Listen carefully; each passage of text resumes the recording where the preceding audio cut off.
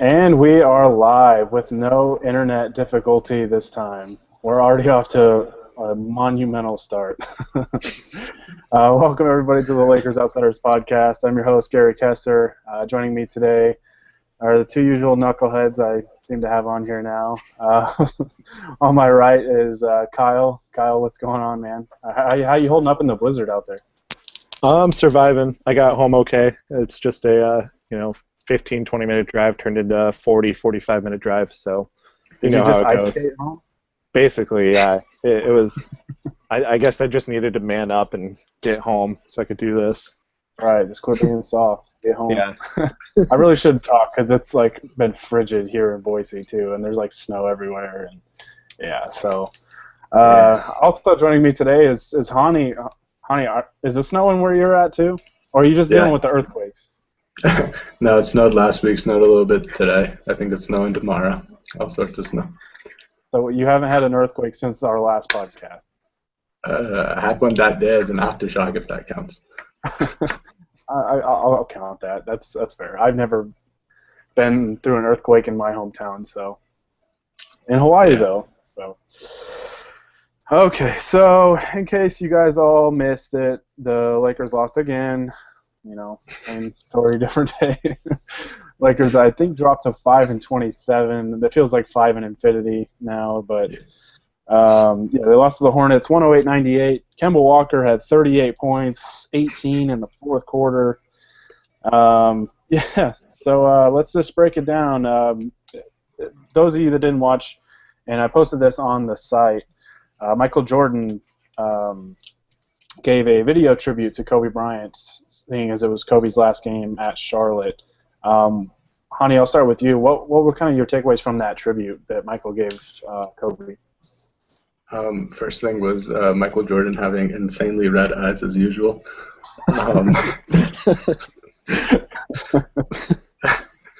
Second thing was I saw somebody else tweet this. I don't remember who it was, but Michael Jordan calling Kobe his little brother, which I think was kind of funny because Kobe's been the guy that calls himself the big brother to like literally every teammate he's ever had. So I thought that was pretty funny. It's like one giant family. Yeah, well, it's funny to see Kobe as a little brother when Kobe's almost 40 years old now. Yeah, that's also true. Like he's getting old. I don't know. Kyle, did you get a chance to see the video? Yeah, I saw the video, and I just think it's really cool. One of my favorite players growing up, because I grew up a Bulls fan. So I used to have a Michael Jordan, poster hanging above my bed. It was just really cool to see, probably the greatest player of all time pay tribute to another, probably another one of the greatest players of all time. So it was just really, really cool, seeing all of that. And, I want Michael Jordan's number, I guess. I'd call him, ask him how I can improve my podcasting skills, but yeah. My favorite bit was the whole, he's like, not many people know this, but Charlotte drafted Kobe originally. It's like, oh, no, we know. Like, we know how dumb you guys were for trading him away. And probably not a good thing to remind Hornets fans of, especially with a sellout crowd. Like, hey, we drafted this guy that won 5 titles and he's going to be a Hall of Famer, and we traded him for Vlade Divac. So, just wanted to remind you guys of that. No, it was a pretty cool tribute, though. You could tell just kind of the bond that Jordan and Kobe have kind of developed over the years, starting with that game early on in Kobe's career where Kobe was asking him how to, how he hits his fadeaway jumper and kind of how he shoots it and stuff like that. So it was really cool stuff to see. But okay, so now we'll turn our attention to the game. It was a competitive game most of the way, really, really close. Hornets kind of pulled away down the stretch. As I mentioned, Kemba Walker had a big fourth quarter. But really it was Kobe that kind of, things kind of fell apart in the fourth quarter. Hani, just talk about, what happened in the fourth quarter and what the Lakers should have done. I think there's a couple of things. One was pulling out D'Angelo Russell when he was kind of starting to get a rhythm, which, he struggled a little bit early on, especially in the second half. But then once he started getting rhythm, for some reason, as soon as he made one really great play in transition, he got pulled. And basically the offense died after that because Clarkson wasn't able to get anything going. Kobe started chucking shot after shot, and none of them were going in. Lou Williams with his second really bad game in a row.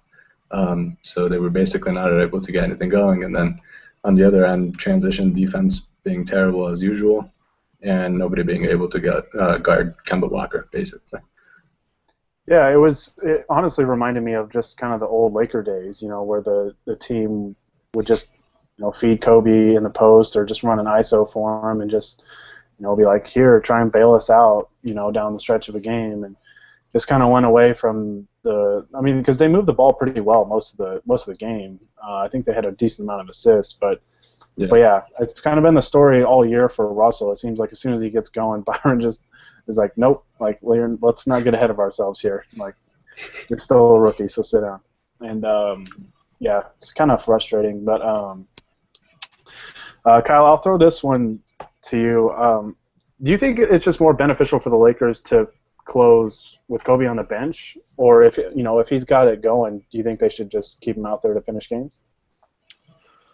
Well, I'll say this for your sake, because you have a game coming up that you're going to go see. I want to see Kobe on the bench finishing out games if he wants to last the remainder of the season. Like, if he wants to play at every stadium this year, like it looks like he wants to, if he wants to have that see you later guys kind of feel, I feel like he should definitely go to Byron and be like, hey, I need reduced minutes. I'm old. I'm tired. My shots aren't falling some of the times because I'm just beat. And I'm just really afraid that if they don't start sitting him in the fourth quarter or, getting him into a rhythm with his minutes, that he's going to get an injury out of it. And, we just don't want that. Yeah, that's my thing, because I'm going to see him in less than a month when the Lakers go to Portland. I want to see Kobe play, but I don't need to see him play 35 minutes in that game. If he plays 24, 25 minutes, that's completely fine. I'm kind of there to see the young guys play too, and I would love to see Kobe actually make it that far first and foremost. And he's coming off, he has a knee injury he's dealing with right now. Tonight was the second night of a back-to-back. Like, the Lakers have, he's played a lot of games this year to this point.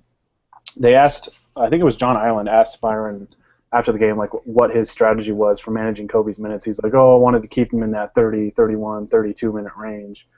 It's like, dude, like, he's hurt and he's old. Like, you should be keeping him at like 21, 22. Like, like a two-quarter limit almost. So, yeah, it's frustrating, but I think would you guys both agree that it's more frustrating that Russell and Randle have been sitting down the stretch as opposed to just Kobe playing? Yeah. And then, like, especially tonight with Russell, because he was playing well. And then Randall was also playing well. I didn't hate it too much that he was sitting, because Nance was just probably the better player today, even though they could have tried doing Randall and Nance at the same time. But with Russell, you weren't playing a better player ahead of him today, so I don't see why he needed to sit. Mm-hmm. Yeah, it's just frustrating, but we've been putting up with it for over a third of the season so far, and I don't know if it's going to change anytime soon. So, did you guys have anything else you wanted to add on the game as far as just what we saw tonight? I guess really just my thing before the game was wondering why Lou Williams was, starting, and I think he ended up playing. Let me see. He played 38 minutes tonight, and he was probable for the game tonight on a sore shoulder, I believe. And I just don't think that the best way to rehab one of your players is playing him 38 minutes a night. And especially because he's been having these rough nights lately, he could have easily deferred to Russell or Clarkson or, even, God forbid, Marcelo Huertas down the stretch, because he's your fourth quarter catalyst. But yeah, that's his nickname now, the Catalyst. Yeah. I just think Byron needs to do a better job, and it's not going to happen, but I'm going to say it for the sake of saying it. Byron needs to do a better job of adjusting his rotations mid-game. If Bass, Nance, and Randall are all having a good game like they did tonight, maybe try playing, one of them or two of them at the same time. I know they're all power forwards, but you seem to like the smaller lineups. Maybe try Nance at the 5 and Randall at the 4 or reversed. I don't know how that would work, but Yeah. it's worth a try when you're 5-27. So Just put Huertas at the 5. I mean, if he's a catalyst, he's going to be a catalyst in any position. So let's do this thing. No, it's frustrating, but that's why they are what they are. So, all right, so we'll transition to Wednesday's game. Wednesday's a big game. It's actually one of the more highly anticipated matchups for the Lakers this season. They travel to Boston on Wednesday. And this, as everybody probably can figure out, since this is Kobe's last year, this is his last game playing at the TD Garden in Boston. And I'm just going to ask you guys, we're not going to really preview the game. I just want to ask you, and Hani, I'll start with you. What's your favorite Kobe moment in the TD Garden in Boston? Oh, jeez. Man. I don't know. I don't remember if this was in the TD Garden. You'll know because it's your Twitter avatar. But the shot he hit on Shaq when Shaq was on Boston, he got the N1 and he turns and just stares at him. Oh yeah, that's my avatar. Yeah, that was in LA, but that was in LA. Damn. Even though he's won a championship playing in Boston, I'm pretty sure that's my favorite against Boston. Yeah. Kyle, do you have a favorite Kobe in Boston moment? Unfortunately, because I just started being a Lakers fan not too long ago, I don't have too many favorite moments for Kobe because Kobe was the enemy for the longest time. But if I had to pick one moment that I remember from Kobe, specifically against the Celtics, it'd probably be the 2010 championship, Game 7, which wasn't at the Garden. It was at Staples Center. So sorry, I'm a bit disappointing there, but you're both letting me down. This is why you guys are rookies being benched. Right. You guys are way too soft right now. Give us the game plan. The game plan. I bet you in the locker room on Byron's whiteboard, he just writes, "Don't be soft." Man up. I've got two favorite Kobe memories in Boston that I can think of just off the top of my head. The first one I think was in 2007. He threw down one of his patented reverse almost windmill dunks, and it's one of my favorite dunks. And then he ended up getting MVP chance in the Garden. Oh yeah. Which was just, was awesome. That's one of my favorite all-time Kobe moments. Just because he lit him up. I think he hit a three from just inside the half-court line at the end of the third quarter or something, and the Lakers won. So that was a great moment. And the other one to me is I think it was 2009-2010 season where he hit the game-winning shot with about 7 seconds left over Ray Allen, and the Lakers won that game by 1. That was a great moment because that was one of 6 game winners for him that year, and oh man, it was sweet to beat that group in Boston again. So those are my two favorite Kobe moments in the Garden. So hopefully he gives us another great one on Wednesday. Okay, so we got a bunch of questions. Since this is Monday, we try and do this as many Mondays as we can. We call it Mailbag Monday. We just take your guys' questions, and this is the first time I think we're actually just answering them on the podcast and not writing about them. So the first question comes from Jacob Brood, who is a Lakers outsider, kind of, sort of, I guess. I refuse to officially let him in because he's a Duke fan, but he asks, Vikings or Packers this Sunday? And Kyle, I'll throw this to you because I know you hate both teams. Well, my dad is a Packers fan, so I feel like I have to go with the Vikings here, just because I like seeing my dad get so much hope and then see it all crushed before him, like when the Bears beat the Packers and Lambeau this season. So, and you and my dad are your relationship with your dad's the opposite of mine. My dad's a Redskins fan, and I'm an honorary Redskins fan because Tennessee is so terrible. So I was kind of psyched that they clinched the division. Sorry, Hani. I know you're a Cowboys fan, but yeah, okay. I don't hate the Cowboys either. Especially since Kellen Moore is the quarterback right now. So Yeah. Who do you got Yep. between Vikings and Green Bay this Sunday? I got the Packers just to take Jacob off even more.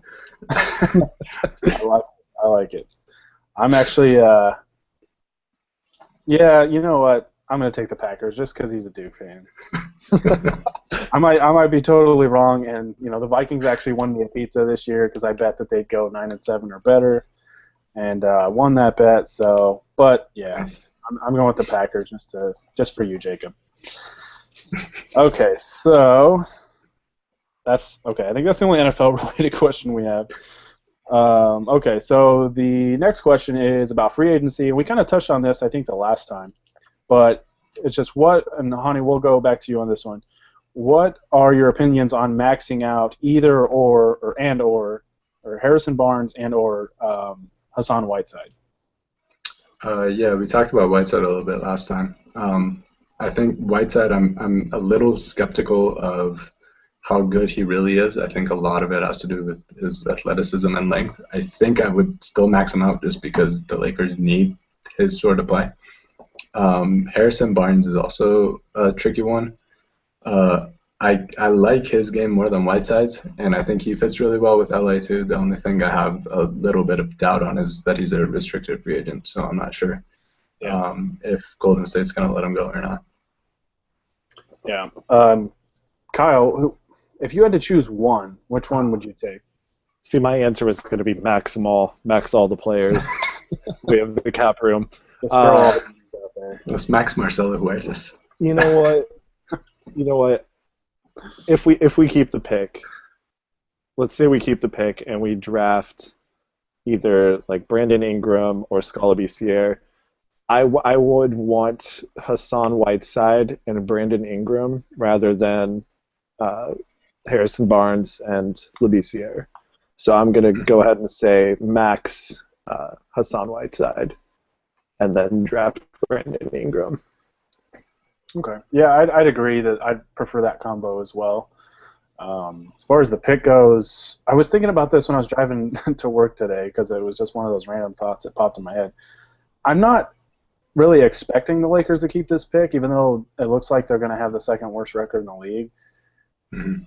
But I don't know. I'm almost preparing for them to not have the pick because it's kind of a coin flip odd anyways. But if it happens, like great. But I'm kind of looking more so towards free agency. Personally, I would choose Harrison Barnes, which is a shocker. As a North Carolina fan, I would choose the Tar Heel. But no, I've always liked Barnes' game. I think in terms of individual production, he's kind of hindered a little bit with Golden State because he's like the third or fourth option on offense most times. Yeah. So I don't know. I think he could. I mean, the Lakers are going to need a small forward badly, so I think that would be a great guy to get. But it's going to take a max deal. Plus, he's restricted, so it'd be really tough to get. Personally, I wouldn't max Hassan Whiteside. I'd give him a lot of money, but I don't think I'd give him a max contract because I'm skeptical of his overall skill set, especially offensively, but I'm more skeptical of his attitude because, like I mentioned last time, his emotions they seem to be all over the place. So that'll be fun though when July rolls around. We'll see what the Lakers do. I know one guy they're going to go after, but we'll see who else they go after. So. Okay, this question is about the Phoenix Suns. Okay, so here's the question. What would you guys say to Phoenix since they might go after Luke Walton amid all the turmoil with Jeff Hornacek right now? Kyle, what would you say to Phoenix? Back off our boy. You can't have him. Shout out to Ty for that question. But I know. Yeah. Back off, basically. Get away. We'll trade you Byron for him. You can have Byron. Yeah. Honey, what would you say to him? I tell him we'll keep Kobe from getting retired just so he can keep kicking their butts every game after game. I would just say, yeah, you remember the Steve Nash trade? You guys can go straight to hell. We gave you 4 draft picks for that guy. So you can give us the head coach. Oh, Phoenix! My hatred still burns deep for that team after the back-to-back playoff series. Okay, so back to our team. This question is, what do you think are the ceilings for basically the Lakers' young guys, Russell, Clarkson, Randle, and Larry Nance? And Hani, we'll start with you. Um, I, I think I don't know. This is a tough question to answer, but I would say if I were to basically rank them ceiling wise, I'd say Russell and Randall are kind of like neck and neck with me. I think both of them are going to be really, really good players, like multiple All-Star game level players. Clarkson, I don't think he has that much of a higher ceiling than he's at right now. I think he'll obviously get better. He can be a really much better defender. He can keep working on his shooting because that's kind of tailed off a little bit. And then Nance, I think, even though he's playing really well, I think he tails off as like a really good bench guy. Right, right. And I'd pretty much agree with that. So, Kyle, do you have anything different in terms of how you'd rank each of their respective ceilings? I think that We're not talking apartment ceilings either. Like, right. No, it's like 10 feet high, and then no. Popcorn ceiling. Yeah. I think that Nance has a lot of room that he can improve on as well. I kind of disagree with Hani there. I think Nance could definitely be a starter. Maybe not necessarily on our team, unfortunately, though. Like, I'm not saying shop Nance or anything. I love the kid, but if free agency rolls around and he's continued on this path that he's been on, if the Lakers don't have enough money to sign him, he could very well walk and go to another team and produce there as well. So I think he has starter capabilities, but I mostly agree with you on the rest of them. All-stars for Russell and Randall, and then Clarkson's kind of a wild card at this point. I think he can definitely continue as a starter. That's obvious, but he definitely has some flaws that the teams are starting to capitalize as more film from him is showing up. yeah. I'll go ahead and just rank them real quick. For me personally, I think Russell could be a superstar. I really think he can be an elite, like top 10, top 5 player in this league in maybe 3 to 5 years. I think he could be so good. Randall, I think, can be an all-star caliber player, although I think Russell's ceiling's higher. Clarkson, I think, can be like a really good starter, but not quite an all-star. Although it wouldn't surprise me with like the LA vote and all that he would become an all-star at least once in his career. But I think he's a good starter. And then Nance, I think he could be a good starter too, but I think the more likely scenario is maybe he's like a sixth man. I think he's a good rotation player for sure. But I think he could be like just a really, really good sixth man, first guy off the bench. So, okay. So the next question is I guess since we're on the subject of Larry Nance, what do you think of Randle now that Nance has been playing so well? And do you think the Lakers need to switch back with Randle back in the starting lineup still? Kyle, go ahead. We'll start with you on this one. I'm so very conflicted on this because, I really want Randle to start and get that playing time. But the way that Nance has been playing and, at the level he's been playing, he also kind of needs this playing time too. If there was a way, like I said earlier in the podcast, that we could play them both at the same time, that's ideal. But I don't think, in my opinion, I don't think we should switch back just yet. I don't think we will anyways. Byron said that they'll probably sit on the bench for the rest of the year, meaning Russell and Randall.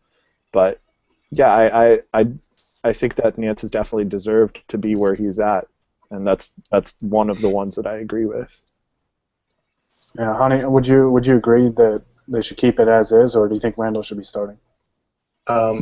I get the idea of Nance has been playing really well with the starters, especially the last 2 games, and I wouldn't hate if he kept starting, but I think I'd prefer Randall starting. Same with D'Angelo, just because I think Russell, Clarkson, and Randall should get as many minutes together as possible since they're supposed to be playing together for a really long time. And I think Randall's clearly been much better when he's played with the starters. He's played with other guys that can just take defenders away from him. So I think it would help his game, help his confidence, since it's kind of tailed off a little bit the last few weeks. But yeah, it's not a huge deal to me as long as they both get plenty of minutes. Yeah, and that's the thing, and I'm glad you mentioned Randall's confidence. I was watching his interview after the game, and man, he just seems so defeated. They asked him like, what his mindset is. He's like, just be aggressive. That's all I can do.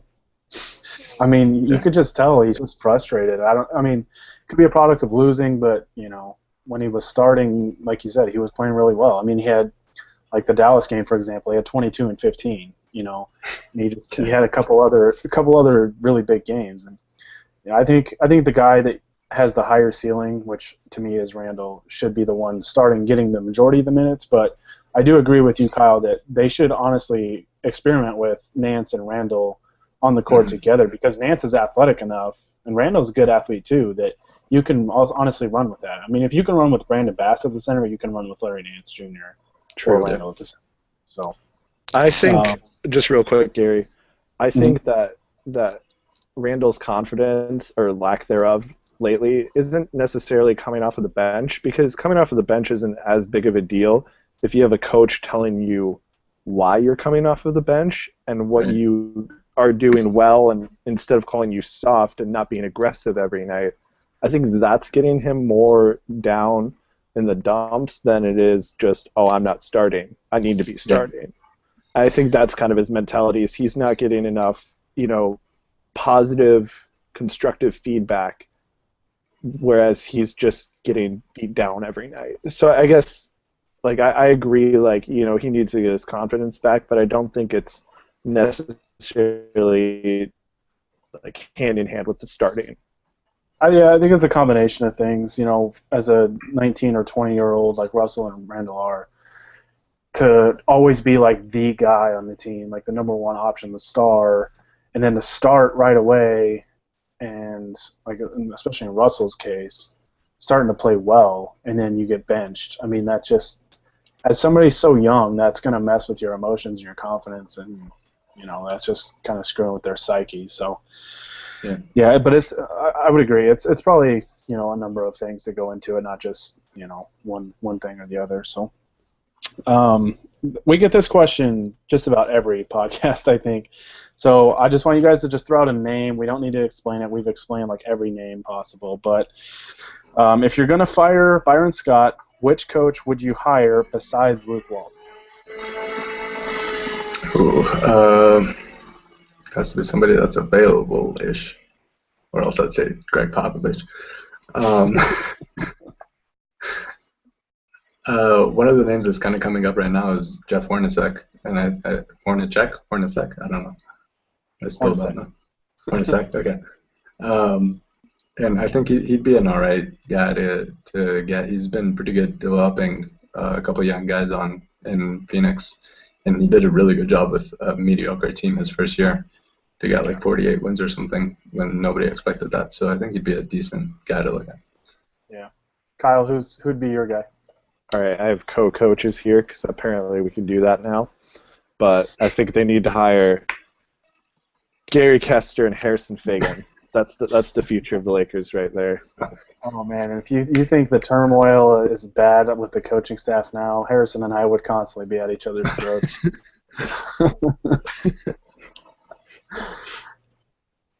What would be co-head coaches? Because I don't want to be an assistant to Harrison. No, you're co-head coaches. You're both standing up in the box and making calls. If you want to, you can both be player coaches. I can play about as good of defense as Marcelo Huertas. So. Oh, I've seen your highlight reel, Gary. You can do it. You can wear this out for that spot. Yeah, I got him. I mean, I can throw shots. I can throw shots over my head too, but I'm not the catalyst. So. Right. Personally, I'm just going to throw out the guy I would hire, and that's Ettore Messina, assistant coach. That's a good one. So that's who I would go with, but not everybody agrees. So we've got two questions left. Hold on. We should hire Becky Hammond. I think that'd be interesting, actually. Somebody did mention that. I would go just with Messina just because of he's got just more experience as a coach. Yeah. True. A lot of accolades overseas and things like that. So, okay, so we got 2 questions left. This is actually a pretty good question. So, who deserves more blame for this season? You blame the front office, Byron Scott, and the coaching staff, or the players? Kyle, go ahead. I think Tom and I decided today that we're going to start blaming the front office for this, because Byron is who he is, and the front office knew like who he was as a person, and to an extent you can blame him for all the losses, but the front office has a say. They can put him on the hot seat, but they've been nothing but supportive of him. They haven't said anything like, "Oh, well, you have 2 weeks, or we're going to fire you," like is what going on in Phoenix. Yeah. So I am starting to blame, the front office, basically. Yeah. And Hani, I'll go ahead and let you do a quote-unquote shameless plug here. Yeah. You just wrote about this yesterday. Was it yesterday? Yeah, it was yesterday. Sure. I'm getting my days all mixed up, man. But you wrote about this. Go ahead. You can plug your article and kind of just answer which one of those 3 groups would you blame?